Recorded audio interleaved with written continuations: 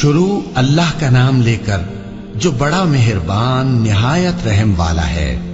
وہ جو نہایت مہربان ہے اسی نے قرآن کی تعلیم فرمائی، اسی نے انسان کو پیدا کیا، اسی نے اس کو بولنا سکھایا۔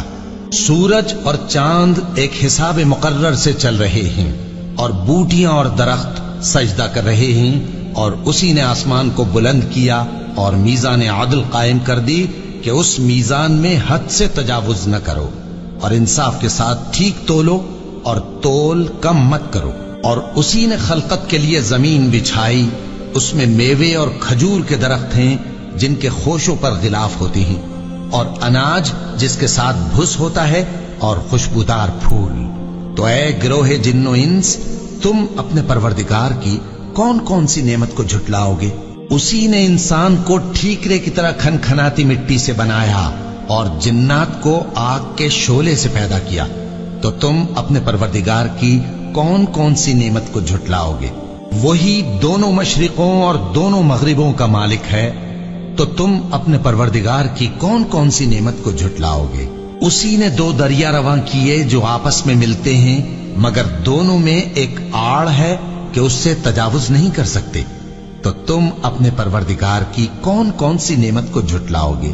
ان دونوں دریاؤں سے موتی اور مونگے نکلتے ہیں، تو تم اپنے پروردگار کی کون کون سی نعمت کو جھٹلاؤ گے؟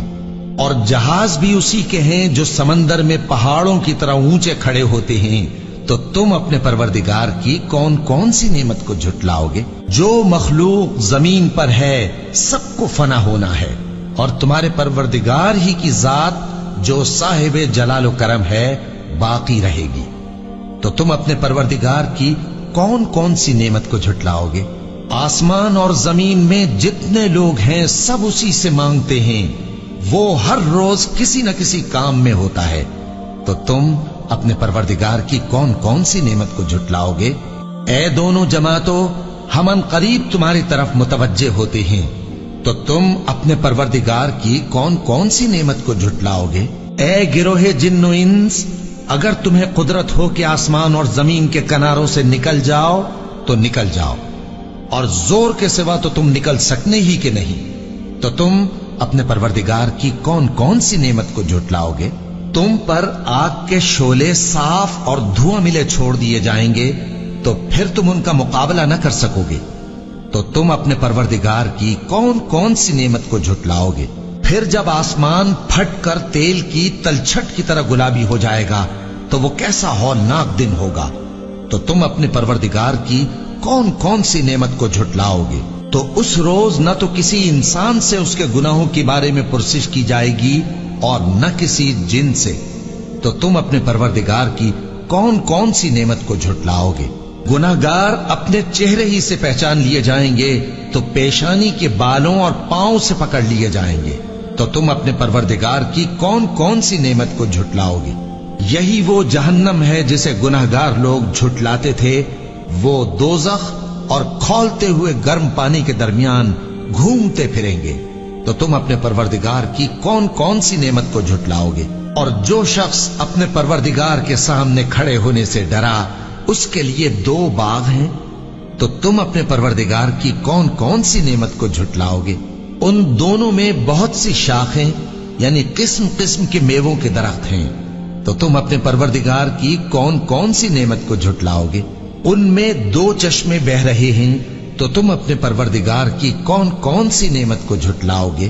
ان میں سب میوے دو دو قسم کے ہیں، تو تم اپنے پروردگار کی کون کون سی نعمت کو جھٹلاؤ گے؟ اہل جنت ایسے بچھونوں پر جن کے استر اطلس کے ہیں تکیہ لگائے ہوئے ہوں گے، اور دونوں باغوں کے میوے قریب جھک رہے ہیں، تو تم اپنے پروردگار کی کون کون سی نعمت کو جھٹلاؤ گے؟